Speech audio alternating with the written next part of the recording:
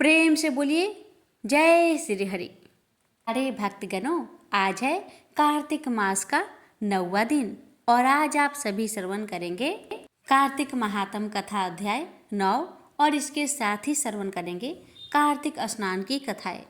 कार्तिक स्नान करने वाले सभी भक्तों की और इन कथाओं को श्रवण करने वाले हर भक्तों की भगवान विष्णु लक्ष्मी माता हर मनोकामना को पूर्ण करे, यही मंगल कामना के साथ आज की कथा शुरू करते हैं। हे लक्ष्मी नारायण भगवान जी, आपकी कथा कहने वाले, सुनने वाले, हुक्कार भरने वाले सभी भक्तों की हर मनोकामना को पूर्ण करना। प्रेम से बोलिए विष्णु भगवान जी की जय, लक्ष्मी माता की जय। आइए प्यारे भक्तगणों, हम पहले श्रवण करेंगे गणेश जी की पावन कथा। तो प्रेम से बोलिए गणेश जी महाराज की जय। गणेश जी की कथा। एक बुढ़िया माई थी। वह बहुत गरीब थी, आंखों से अंधी थी। उसका एक बेटा और एक बहू थे। वह बुढ़िया सदैव गणेश भगवान जी की पूजा किया करती थी। एक दिन गणेश जी प्रकट होकर उस बुढ़िया माई से बोले, बुढ़िया माँ, तू जो चाहे सो मांग ले। बुढ़िया माई बोली, मुझे तो मांगना नहीं आता भगवान, कैसे और क्या मांगू। तब गणेश भगवान जी बोले, अपने बेटे और बहू से पूछकर मांग लेना। तब बुढ़िया माई ने अपने बेटे से कहा, बेटा, गणेश जी कहते हैं तू कुछ मांग ले, बता मैं क्या मांगू। बेटा ने कहा, माँ तू धन मांग ले। बहू से पूछा तो बहू ने कहा, सासू माँ नाती मांग लो। तब बुढ़िया माई ने सोचा कि ये तो अपने अपने मतलब की बात कह रहे हैं, अतः उस बुढ़िया ने पड़ोसन से पूछा तो उन्होंने कहा कि बुढ़िया माई, तू तो थोड़े दिन तक जिएगी, क्यों तू धन मांगे और क्या नाती मांगे। तू तो अपनी आंखों की रोशनी मांग ले, जिससे तेरी जिंदगी आराम से कट जाए। अब बुढ़िया माई काफी सोच विचार के बाद भगवान से बोली, भगवान, यदि आप मुझसे प्रसन्न हैं तो मुझे 9 करोड़ की माया दे, निरोगी काया दे, अमर सुहाग दे, आंखों की रोशनी दे, नाती दे, पोता दे और सब परिवार को सुख दे, अंत में मोक्ष दे। यह सुनकर तब गणेश जी बोले, बुढ़िया माँ, तूने तो हमें ठग दिया, फिर भी जो तूने मांगा है वचन के अनुसार सब तुझे मिलेगा। और यह कहकर गणेश जी अंतर्ध्यान हो गए। उधर बुढ़िया माँ ने जो कुछ मांगा वह सब कुछ मिल गया। हे गणेश जी महाराज, जैसे आपने उस बुढ़िया माँ को सब कुछ दिया, वैसे ही आपकी कहानी कहने वाले, सुनने वाले, हुक्कार भरने वाले सभी भक्तों को देना। प्रेम से बोलिए गणेश भगवान जी की जय। अब आइए प्यारे भक्तों, हम श्रवण करते हैं कार्तिक महात्म की कथा। जब पृथु बोले, हे श्रेष्ठ मुनि नारद जी, आपने कार्तिक मास के व्रत में जो तुलसी की जड़ में भगवान विष्णु का निवास बताकर उस स्थान की मिट्टी का पूजन करना बतलाया है, अतः मैं श्री तुलसी जी के महात्म्य को सुनना चाहता हूँ। तुलसी कहाँ और कैसे उत्पन्न हुई, यह बताने की कृपा करें। नारद जी ने कहा, राजन, आप सावधान होकर तुलसी जी की महत्ता तथा उनके जन्म का प्राचीन इतिहास सुनिए। एक समय जब देवगुरु बृहस्पति और देवराज इंद्र कैलाश पर्वत पर शंकर जी का दर्शन करने गए तो भगवान शंकर ने अपने भक्त की परीक्षा ली। उन जटाधारी दिगंबर ने उनके मार्ग में अवरोध डाला। यद्यपि वह तेजस्वी, शांत, लंबी भुजा और चौड़ी छाती वाले गौरवर्ण अपने विशाल नेत्रों से युक्त तथा सिर पर जटाधारी वैसे ही बैठे थे, तथापि उन भगवान शंकर को न पहचान कर इंद्र ने उनका नाम, धाम आदि परिचय पूछा और कहा कि शंकर जी अपने स्थान पर है या कहीं गए हैं। इस पर उस तपस्वी ने कुछ भी नहीं कहा, परंतु त्रिलोकी नाथ के ऐश्वर्य से गर्वित होकर इंद्र कब चुप रहते हैं। उन्होंने क्रोध कर तपस्वी को घुरक कर कहा, अरे मैं पूछता हूँ तू उत्तर क्यों नहीं देता? मैं अभी तुझे वज्र मारता हूँ, फिर देखता हूँ कुछ दुर्गति की रक्षा कौन करता है। ऐसे क्रोध हो। इंद्र ने जैसे ही उस दिगंबर को मारने के लिए हाथ में वज्र लिया, वैसे ही भगवान शंकर ने वज्र सहित इंद्र का हाथ स्तंभित कर दिया और विकराल नेत्र धारण कर भगवान शंकर ने उसे देखा। वैसे ही ऐसा विदित हुआ मानो वह दिगंबर प्रज्वलित हो उठा और तेज से जला देगा। भुजाएं स्तंभित होने से इंद्र के क्रोध और दुख का अंत न रहा, परंतु जैसे ही बृहस्पति जी ने उस पुरुष को प्रज्वलित देखा, वैसे ही अपनी बुद्धि को उसको शंकर भगवान जानकर प्रणाम किया और दंडवत कर बहुत सी स्तुति भी की। इंद्र ने भी भगवान शंकर से कहा, हे दीनानाथ, हे महादेव, आप अपना क्रोध रोककर इंद्र के अपराध को क्षमा कीजिए। बृहस्पति की यह वचन सुनकर महेश्वर गंभीर वाणी में बोले, मैं अपने नेत्रों से निकले हुए क्रोध को कैसे रोकूं? तब बृहस्पति जी ने कहा, भगवान, भक्तों पर दया करनी चाहिए। आप अपना भक्त वत्सल नाम सार्थक कीजिए। आप अपने इस तेज को कहीं और स्थापित कर इंद्र का उद्धार कीजिए। तब भगवान शंकर ने गुरु बृहस्पति से कहा, मैं तुम्हारी स्तुति से प्रसन्न हूँ जो तुमने इंद्र को जीवन दान दिलाया है। मैं विश्वास करता हूँ कि मेरे नेत्रों की अग्नि अब इंद्र को पीड़ित न करेगी। बृहस्पति से ऐसा कहकर भगवान शंकर ने अपने माथे से निकाले हुए अग्निमय तेज को अपने हाथ में लेकर क्षीर सागर में डाल दिया। फिर लीलाधारी भगवान अंतर ध्यान हो गए। इस प्रकार जिसको जो जानने की इच्छा थी उसे जानकर इंद्र और शंकर बृहस्पति अपने स्थान को चले गए। प्रेम से बोलिए लक्ष्मी नारायण की जय, महादेव की जय। राई दामोदर की कहानी। दो माँ बेटियां थी।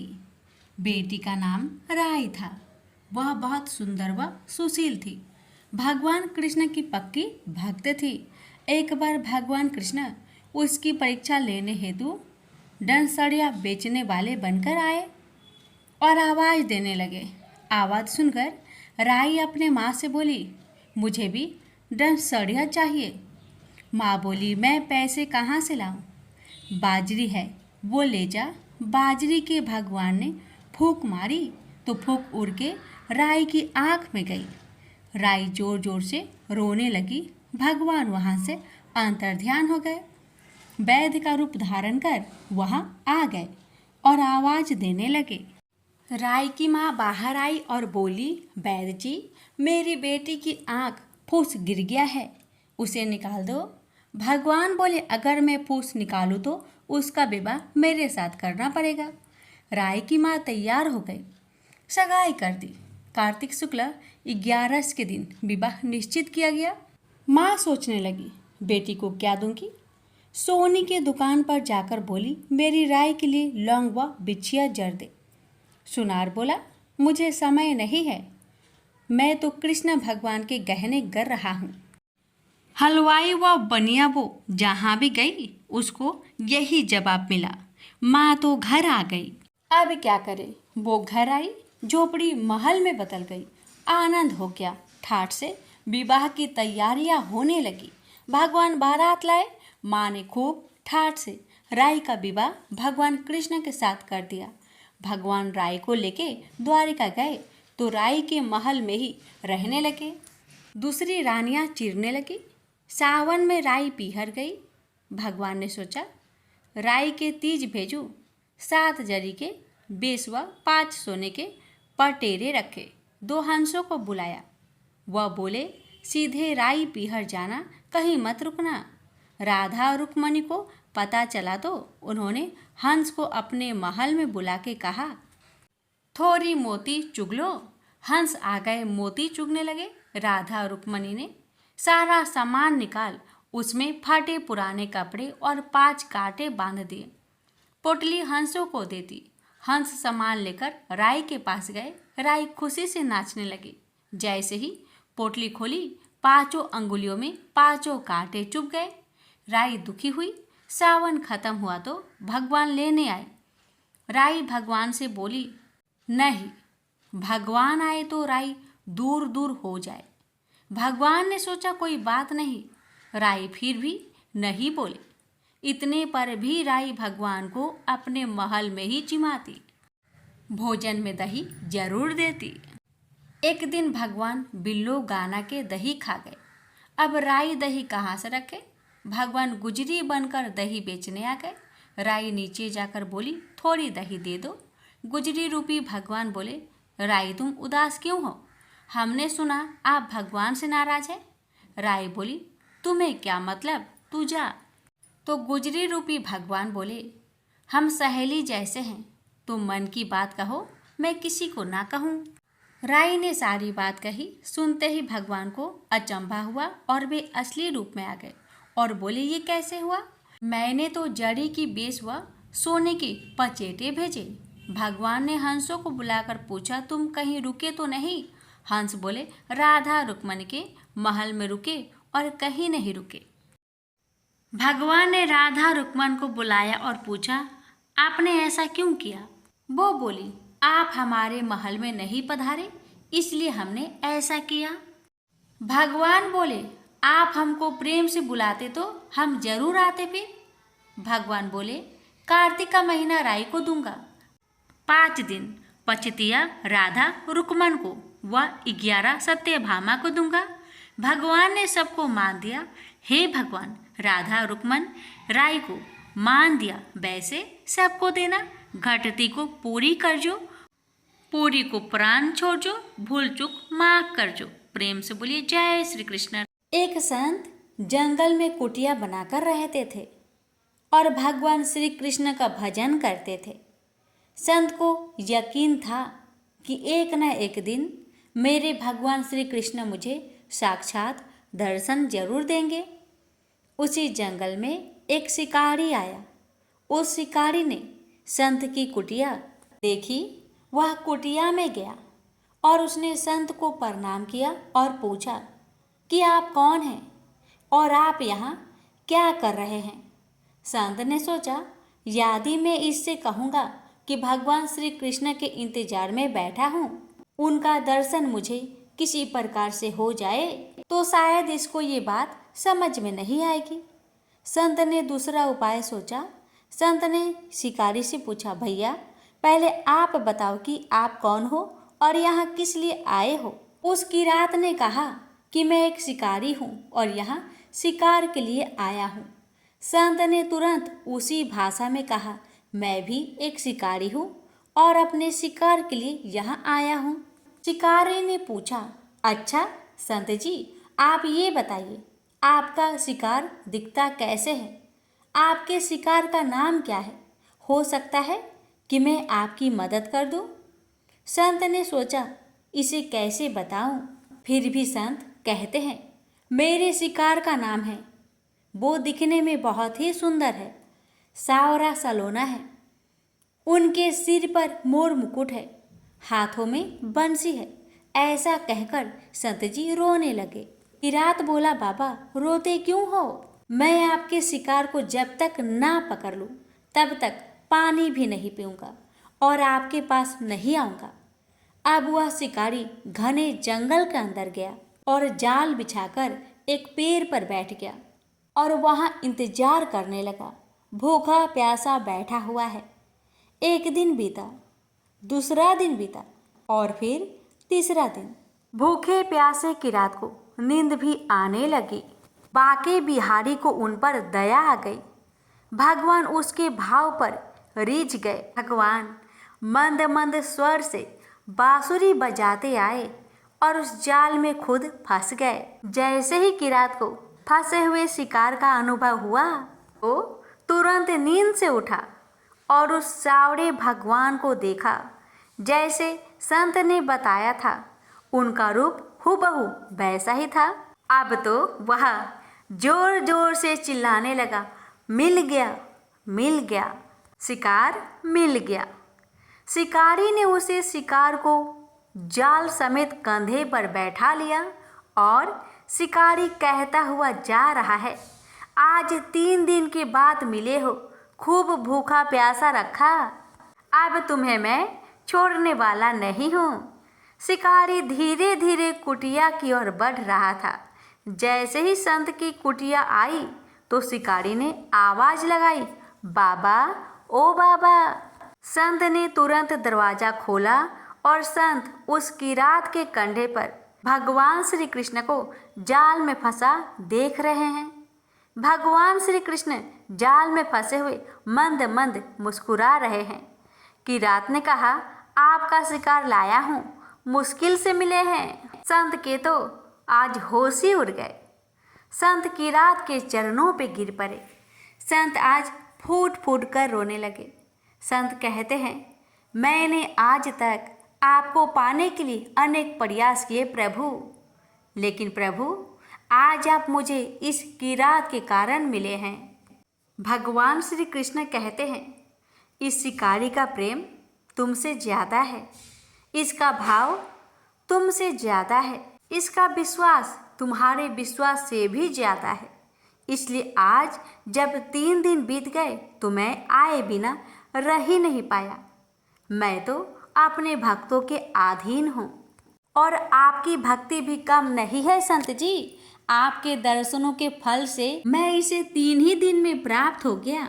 इस तरह से भगवान ने खूब दर्शन दिया और फिर वहाँ से भगवान चले गए। तो प्रेम से बोलिए जय श्री कृष्ण। राधे राधे। कथा सुनने वाले सभी भक्तों पर भगवान श्री कृष्ण की कृपा सदा सर्वदा बनी रहे। श्रीमद् भगवत गीता पाठ अध्याय 9 राज विद्या राज गुहा योग। श्री भगवान ने कहा, हे अर्जुन, अब मैं तुझे ईर्ष्या न करने के लिए इस परम गोपनीय ज्ञान को अनुभव सहित करता हूँ, जिसको जानकर तू इस दुख रूपी संसार से मुक्त हो सकेगा। यह ज्ञान सभी विद्याओं का राजा, सभी गोपनीयों से भी अति गोपनीय, परम पवित्र, परम श्रेष्ठ है। यह ज्ञान धर्म के अनुसार सुखपूर्वक कर्तव्य कर्म के द्वारा अविनाशी परमात्मा का प्रत्यक्ष अनुभव कराने वाला है। हे परंतर, इस धर्म के प्रति श्रद्धा न रखने वाले मनुष्य मुझे न प्राप्त होकर जन्म मृत्यु रूपी मार्ग से इस संसार में आते जाते रहते हैं। मेरे कारण ही यह सारा संसार दिखाई देता है और मैं ही इस संपूर्ण जगत में अदृश्य शक्ति रूप में सभी जगह स्थित हूँ। सभी प्राणी मुझ में ही स्थित है, परंतु मैं उनमें स्थित नहीं हूँ। हे अर्जुन, यह मेरी ऐश्वर्य पूर्ण योग शक्ति को देख। यह संपूर्ण सृष्टि मुझ में कभी स्थित नहीं रहती है, फिर भी मैं सभी प्राणियों का पालन पोषण करने वाला हूँ और सभी प्राणियों में शक्ति रूप में स्थित हूँ, परंतु मेरा आत्मा सभी प्राणियों में स्थित नहीं रहता है, क्योंकि मैं ही सृष्टि का मूल कारण हूँ। इस प्रकार सभी जगह बहने वाली महान वायु सदैव आकाश में स्थिर रहती है, उसी प्रकार सभी प्राणी मुझ में स्थिर रहते हैं। हे कुंती पुत्र, कल्प के अंत में सभी प्राणी मेरे प्रकृति में प्रवेश करके विलीन हो जाते हैं और अगले कल्प के आरंभ में उनको अपनी इच्छा शक्ति से फिर उत्पन्न करता हूँ। 84 लाख योनियों में सभी प्राणी अपनी इच्छा शक्ति के कारण बार बार मेरी इच्छा शक्ति से विलीन उत्पन्न होते रहते हैं। यह सभी पूर्ण रूप से स्वतः मेरी इच्छा शक्ति के अधीन होते हैं। हे धनंजय, यह सभी कर्म मुझे बांध नहीं पाते, क्योंकि मैं उन कार्यों में बिना किसी फल की इच्छा से उदासीन भाव से स्थिर रहता हूँ। हे कुंती पुत्र, मेरी अच्युता, मैं मेरी भौतिक प्रकृति सभी चर तथा अचर जीव उत्पन्न और विनिष्ट करती रहती है। इसी कारण से यह संसार परिवर्तनशील है। मूर्ख मनुष्य मुझे अपने ही समान निष्कृष्ट शरीर आधार वाला समझते हैं। इसलिए वह सभी जीव आत्माओं का परम ईश्वर वाले मेरे स्वभाव को नहीं समझ पाते। ऐसे मनुष्य कभी न पूर्ण होने वाली आशा में, कभी न पूर्ण होने वाले कर्मों में और कभी न प्राप्त होने वाले ज्ञान में विशेष रूप से मोहग्रस्त हुए मेरी मोहने वाली भौतिक प्रकृति की ओर आकर्षित होकर निश्चित रूप से राक्षसी वृत्ति और असुरी स्वभाव धारण किए रहते हैं। ये पृथा पुत्र, मोह से मुक्त हुए महापुरुष देवीय स्वभाव को धारण करके मेरी शरण ग्रहण करते हैं और मुझको सभी जीव आत्माओं का उद्यम जानकर अनन्य भाव से मुझ अविनाशी का स्मरण करते हैं। ऐसे महापुरुष दृढ़ संकल्प से प्रयत्न करके निरंतर मेरे नाम और महिमा का गुणगान करते हैं और सदैव मेरी पूजा में स्थिर होकर मुझे बार बार प्रणाम करते हुए मेरी पूजा करते हैं। कुछ मनुष्य ज्ञान के अनुशीलन द्वारा यज्ञ करके, कुछ मनुष्य मुझे एक ही तत्व जानकर, कुछ मनुष्य अलग अलग तत्व जानकर अनेक विधियों से निश्चित रूप से मेरे विश्व स्वरूप की पूजा करते हैं। हे अर्जुन, मैं ही वैदिक कर्म कांड को करने वाला हूँ, मैं ही यज्ञ हूँ, मैं ही पितरों को दिए जाने वाला तर्पण हूँ, मैं ही जड़ी बूटी रूप में औषधि हूँ, मैं ही मंत्र हूँ, मैं ही घृत हूँ, मैं ही अग्नि हूँ और मैं ही हवन में दी जाने वाली आहुति हूँ। इस संपूर्ण ब्रह्मांड का मैं ही पालन करने वाला पिता हूँ, मैं ही उत्पन्न करने वाली माता हूँ, मैं ही मूल स्रोत दादा हूँ, मैं ही इसे धारण करने वाला हूँ, मैं ही पवित्र करने वाला ओमकार शब्द से जानने योग्य हूँ, मैं ही ऋग्वेद, सामवेद और यजुर्वेद हूँ, मैं ही सभी प्राप्त होने वाला परम लक्ष्य हूँ, मैं ही सभी का भरण पोषण करने वाला हूँ, मैं ही सभी का स्वामी हूँ, मैं ही सभी के अच्छे बुरे कर्मों को देखने वाला हूँ, मैं ही सभी का परम धाम हूँ, मैं ही सभी की शरण स्थली हूँ, मैं ही सभी से प्रेम करने वाला घनिष्ठ मित्र हूँ, मैं ही सृष्टि को उत्पन्न करने वाला हूँ, मैं ही सृष्टि के संहार करने वाला हूँ, मैं ही सभी का स्थिर आधार हूँ, मैं ही सभी को आश्रय देने वाला हूँ और मैं ही सभी का अविनाशी कारण हूँ। हे अर्जुन, मैं ही सूर्य रूप में तपकर जल को भाप रूप में रोककर बारिश रूप में उत्पन्न करता हूँ, मैं ही निश्चित रूप से अमर तत्व हूँ, मैं ही मृत तत्व हूँ, मैं ही सत्य रूप में सत्य हूँ और मैं ही असत्य रूप में पदार्थ हूँ। जो मनुष्य तीनों वेदों के अनुसार यज्ञों के द्वारा मेरी पूजा करके सभी पापों से पवित्र होकर सोमरस को पीने वाले की स्वर्ग लोकों की प्राप्ति के लिए प्रार्थना करते हैं, वह मनुष्य अपने पुण्य के फल स्वरूप इंद्रलोक में जन्म को प्राप्त होकर स्वर्ग में देवी देवताओं वाले सुखों को भोगते हैं। वह जीव आत्मा उस विशाल स्वर्ग लोक के सुखों का भोग करके पुण्य फलों के समाप्त होने पर इस मृत्यु लोक में पुनः जन्म को प्राप्त होते हैं। इस प्रकार तीनों वेदों के सिद्धांतों का पालन करके सांसारिक सुख की कामना वाले मनुष्य बार बार जन्म और मृत्यु को प्राप्त होते हैं। जो मनुष्य एकमात्र मुझे लक्ष्य मानकर अनन्य भाव से मेरी स्मरण करते हुए कर्तव्य कर्म द्वारा पूजा करते हैं, जो सदैव निरंतर मेरी भक्ति में लीन रहता है, उस मनुष्य की सभी आवश्यकताएं और सुरक्षा की जिम्मेदारी मैं स्वयं निभाता हूँ।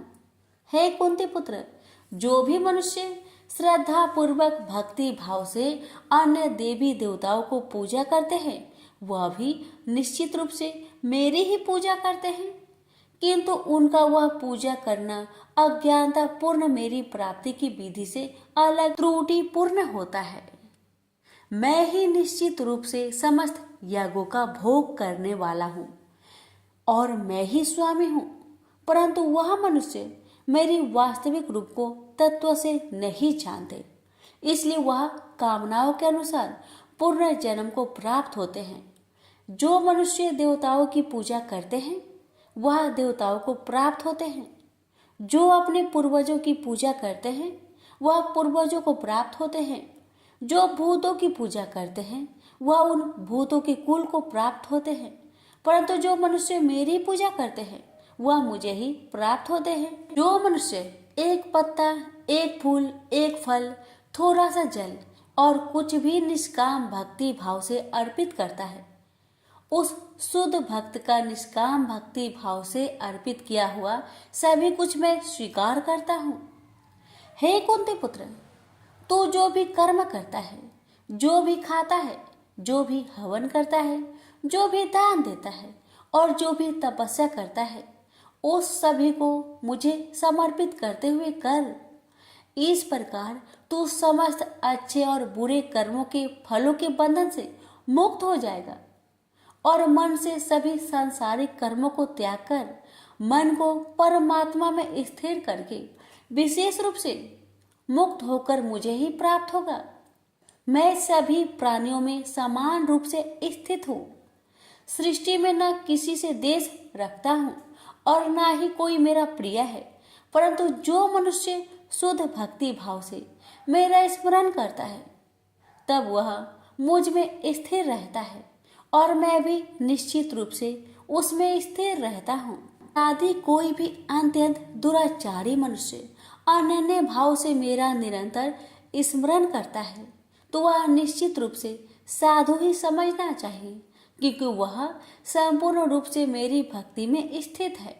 हे अर्जुन, वह शीघ्र ही मन से शुद्ध होकर धर्म का आचरण करता हुआ चिर अस्थायी परम शांति को प्राप्त होता है। इसलिए तू निश्चित होकर घोषित कर दे कि मेरा भक्त कभी नष्ट नहीं होता। हे पृथा पुत्र, स्त्री, वैश्य, शूद्र, अन्य किसी भी निम्न योनि में उत्पन्न होने वाले मनुष्य हो, वह भी मेरी शरण ग्रहण करके मेरी परम धाम को ही प्राप्त होते हैं। तो फिर पुण्य आत्मा ब्राह्मणों, भक्तों और राजश्री क्षत्रियों का तो कहना ही क्या। इसलिए तू क्षण में नष्ट होने वाले दुख से भरे हुए इस जीवन में निरंतर मेरा ही स्मरण कर। हे अर्जुन, तू मुझ में ही मन को स्थिर कर, मेरा ही भक्त बन, मेरी ही पूजा कर और मुझे ही प्रणाम कर। इस प्रकार अपने मन को मुझ परमात्मा में पूर्ण स्वरूप से स्थिर करके मेरी शरण होकर तू निश्चित रूप से मुझे ही प्राप्त होगा। इस प्रकार उपनिषद, ब्रह्म विद्या तथा योग शास्त्र रूप श्रीमद् भागवत गीता के श्री कृष्ण अर्जुन संवाद में राजविद्या योग नाम का 9वां अध्याय संपूर्ण हुआ। प्रेम से बोलिए श्री कृष्ण भगवान की जय। आप सुनेंगे 9वां अध्याय का महात्म्य। श्री नारायण जी बोले, हे लक्ष्मी जी, दक्षिण देश में एक भाव सुशर्मा नामक क्षुद्र रहता था। वह बड़ा पापी और मांस मदिरा भक्षी था। एक दिन मदिरा पीने से उसकी देह छूट गई और मरकर प्रेत हुआ। वृक्ष पर बैठ गया। एक ब्राह्मण भी उसी नगर में रहता था। दिन को भिक्षा मांगकर स्त्री को लाकर देता। नारी उसकी कलहनी थी। समय पाकर उन दोनों ने प्राण त्यागे और वह दोनों मरकर प्रेत हुए और वह भी उस वृक्ष के तले में आकर रहे। कुछ काल व्यतीत हुआ। तब एक दिन उसकी नारी पिचासनी ने कहा, पुरुष पिचास, तुमको कुछ पिछले जन्म की खबर है? तब पिचास ने कहा, तूने पिछले जन्म में क्या साधना की थी जिससे तुझे खबर है? तब उस पिचास ने कहा, मैंने पिछले जन्म में एक ब्राह्मण से आध्यात्मिक कर्म सुना था। तब फिर पिचासनी ने कहा, तूने और कौन सी साधना की थी तथा वह ब्राह्मण कौन था और वह आध्यात्मिक कर्म कौन सा है जिसके सुनने से तुझे पिछले जन्म की खबर है? पिचास ने कहा, मैंने और कुछ पुण्य किया, केवल गीता जी का श्लोक श्रवण किया।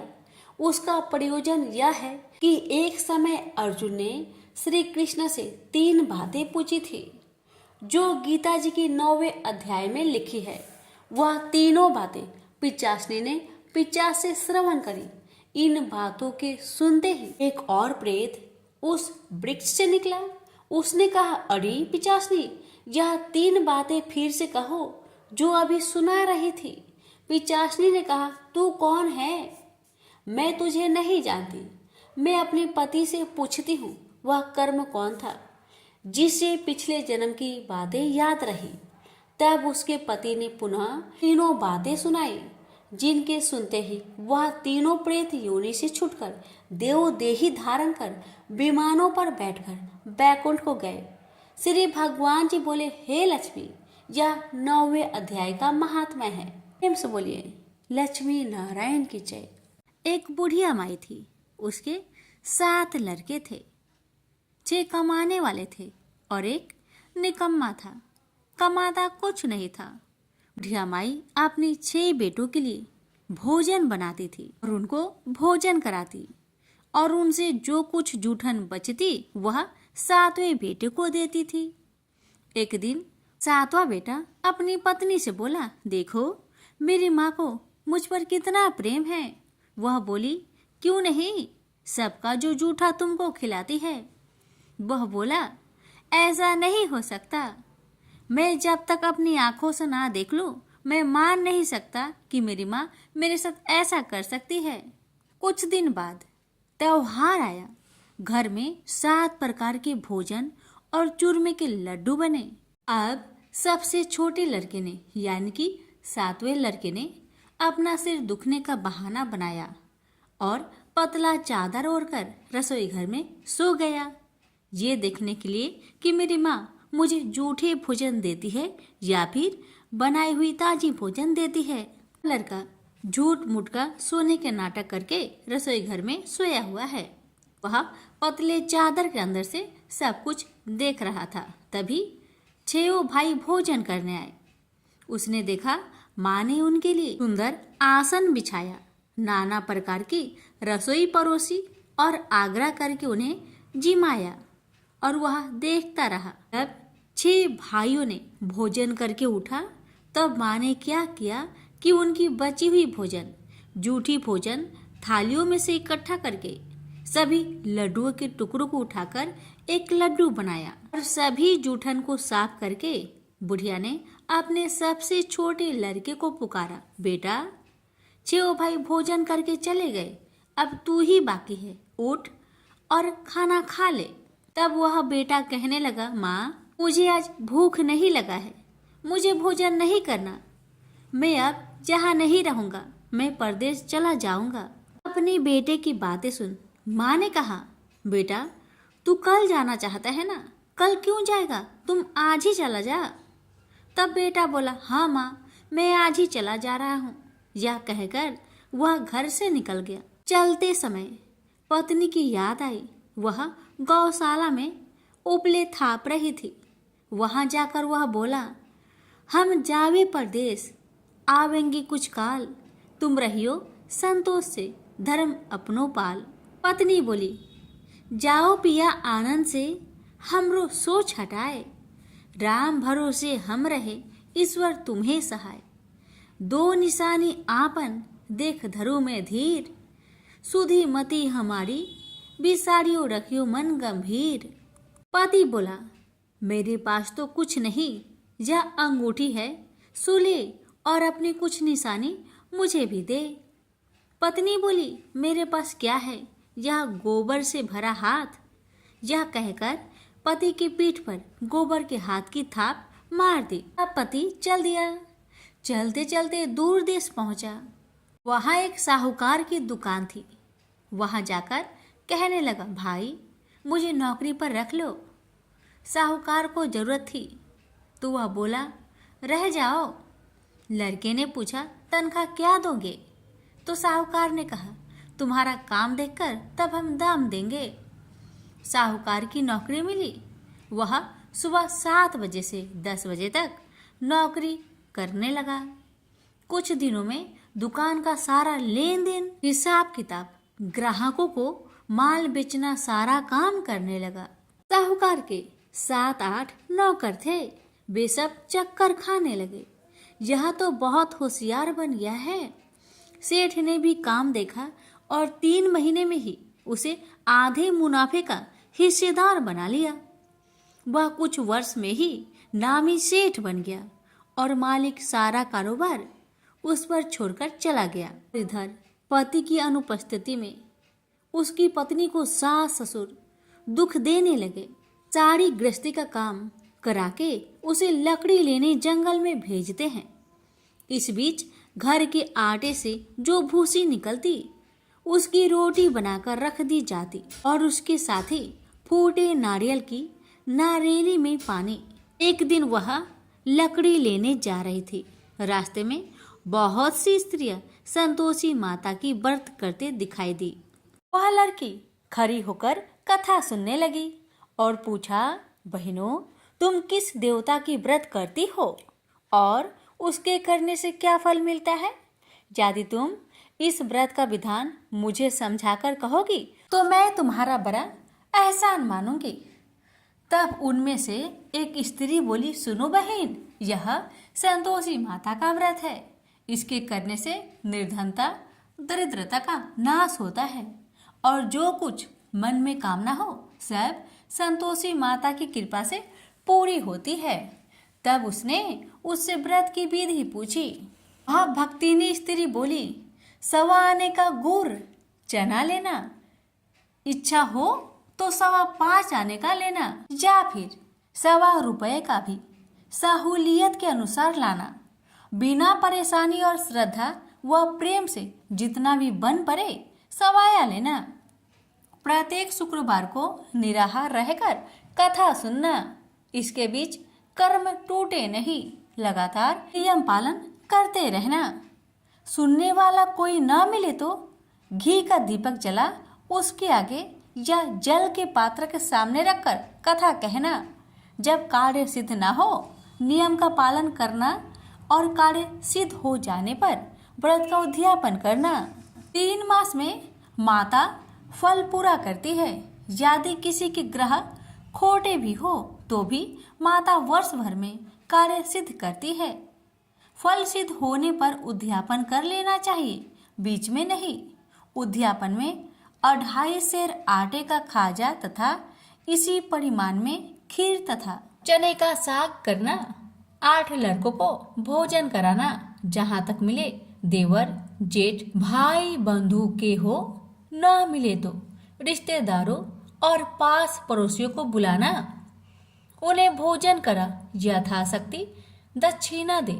माता का नियम पूरा करना। उस दिन घर में खटाई न खाना।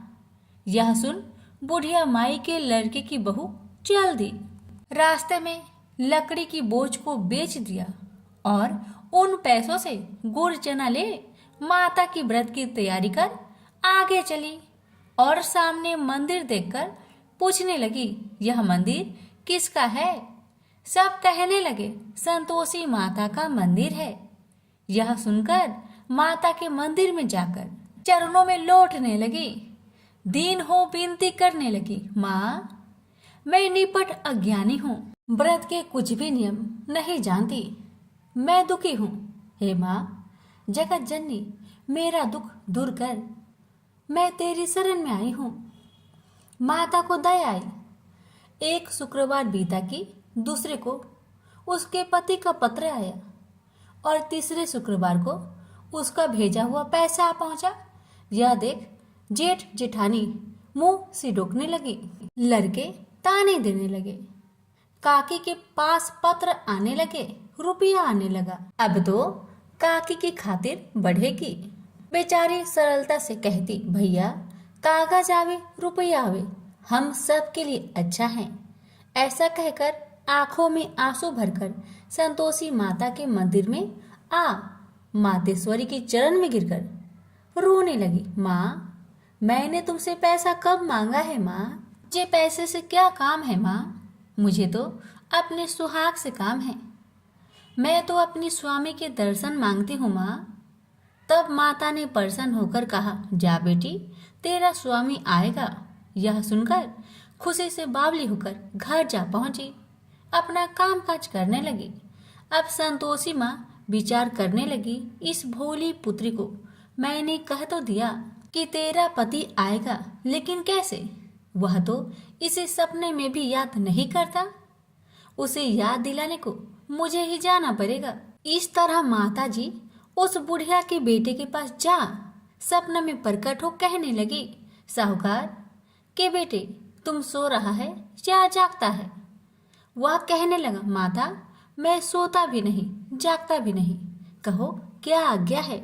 माता कहने लगी, तेरे घर बार कुछ है कि नहीं? वह बोला, मेरे पास सब कुछ है माँ, माँ बाप है, पत्नी है, क्या कमी है माँ? माँ बोली, भोले पुत्र, तेरी पत्नी घोर कष्ट उठा रही है, तेरे माँ बाप उसे परेशान कर रहे हैं, वह तेरे लिए तरस रही है, तू उसकी सुधि ले। वह बोला, हाँ माता जी, यह तो मालूम है, परंतु जाऊं तो कैसे? परदेश की बात है, लेन देन का कोई हिसाब नहीं है, कोई जाने का रास्ता भी नहीं आता, कैसे चला जाऊं? माँ कहने लगी, मेरी बात मान, सवेरे नहा धोकर संतोषी माता का नाम ले, घी का दीपक जला, दंडवत कर दुकान पर बैठ, देखते देखते तेरा सारा लेन देन चुक जाएगा, जमा का माल बिक जाएगा, साज होते होते धन का भारी ढेर लग जाएगा। माता की बात मानकर वह नहा धोकर संतोषी माता को दंडवत घी का दीपक जला, थोड़ी देर में देने वाले रुपए लाने लगे, लेने वाले हिसाब लेने लगे, कोठे में भरे सामान की खरीदारी नगद दाम में दे सौदा करने लगे। शाम तक धन का भारी ढेर लग गया। मन में माता का नाम ले चमत्कार देख प्रसन्न होकर घर ले जाने के वास्ते गहना कपड़ा सामान खरीदने लगा। यह काम से निपट तुरंत घर को रवाना हुआ। उधर उसकी पत्नी जंगल में लकड़ी लेने जाती है। लौटते वक्त माता जी के मंदिर में विश्राम करती है। वह तो उसके प्रतिदिन रुकने का जो स्थान ठहरा। धूल उड़ती देख वह माता से पूछती है, हे माता, यह धूल कैसे उड़ रही है?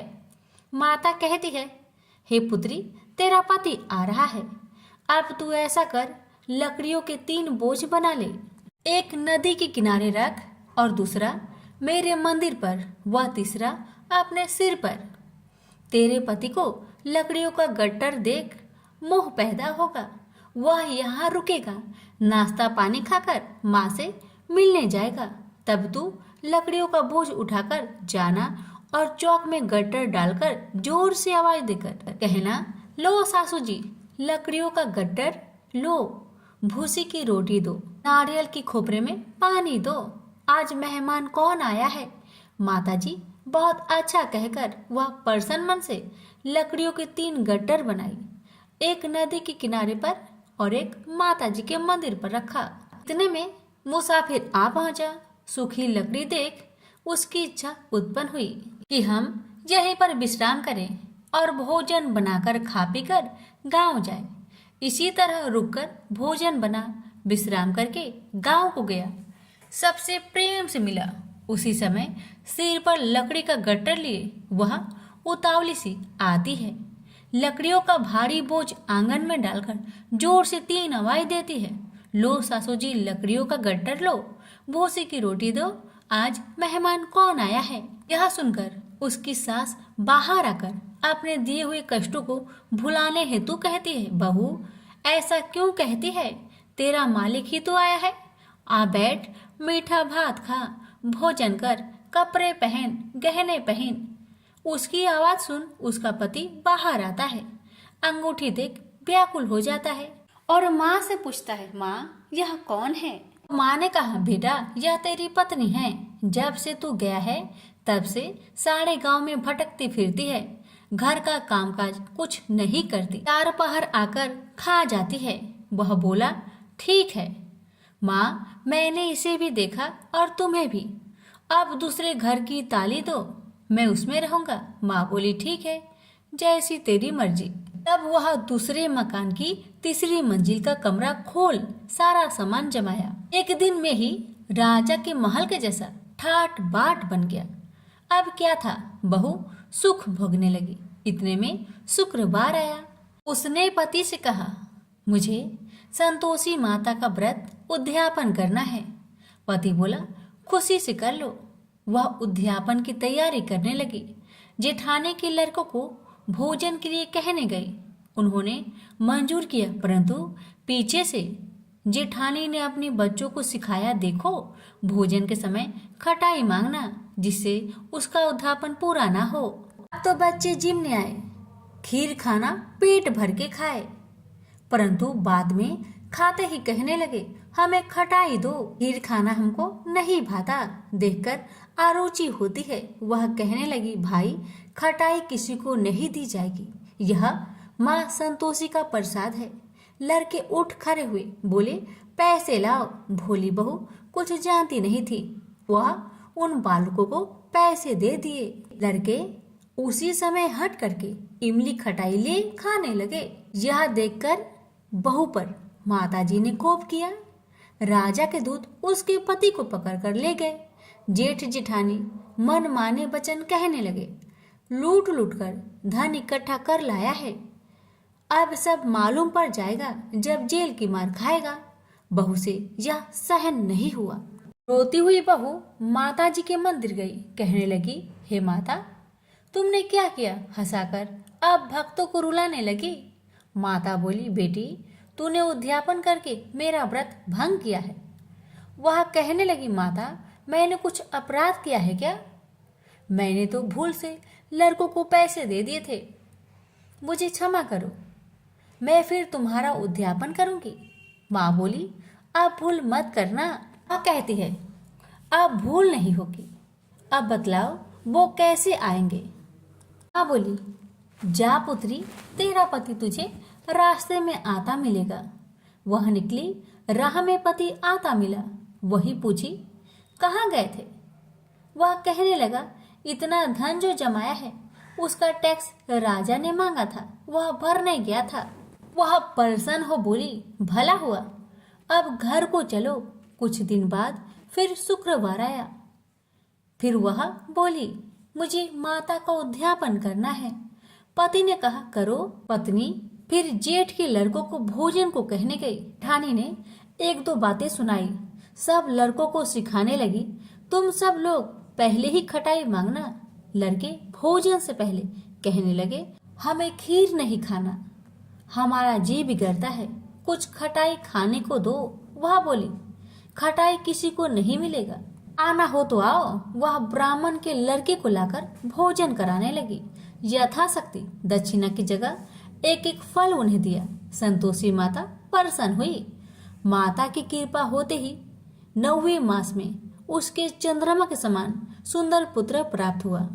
पुत्र को पाकर प्रतिदिन माताजी के मंदिर में जाने लगी। माँ ने सोचा, यह रोज आती है, आज क्यों न आए, इसके घर चलो। यह विचार कर माता ने भयानक रूप बनाया। गुड़ चने से सना मुख, ऊपर सूर्य के समान होठ, उस पर मक्खियां भीन भीन कर रही थी। दहली पर पैर रखते ही उसकी सास चिल्लाई, देखो रे देखो, कोई चुड़ैल डाकिन चली आ रही है, लड़कों इसे भगाओ नहीं तो किसी को खा जाएगी। लड़के भागने लगे, चिल्लाकर खिड़की बंद करने लगे। बहू रोशनदान में देख रही थी, प्रसन्नता से पगली बंद चिल्लाने लगी, आज मेरी माँ मेरे घर आई है, आज मेरी माता मेरे घर आई है। वह बच्चों को दूध पीने से हटाती थी। इतने में सास का क्रोध फट पड़ा। वह बोली, क्यों उतावली हुई है, बच्चे को पटक दिया। इतने में माँ के प्रताप से लड़के ही लड़के नजर आने लगे। वह बोली, माँ जिसका मैं व्रत करती हूँ, यह वही संतोषी माता है। सबने माता जी के चरण पकड़ लिए और विनती कर कहने लगे, हे माता, हम मूर्ख हैं, अज्ञानी हैं, तुम्हारे व्रत की विधि हम नहीं जानते, व्रत भंग कर हमने बड़ा अपराध किया है। जग माता, आप हमारा अपराध क्षमा करो। इस प्रकार माता प्रसन्न हुई। बहू को प्रसन्न हो जैसा फल दिया, वैसा माता सबको दे। जो पढ़े उसका मनोरथ पूर्ण हो, जो सुने उसका भी मनोरथ पूर्ण हो। प्रेम से बोलिए संतोषी माता की जय।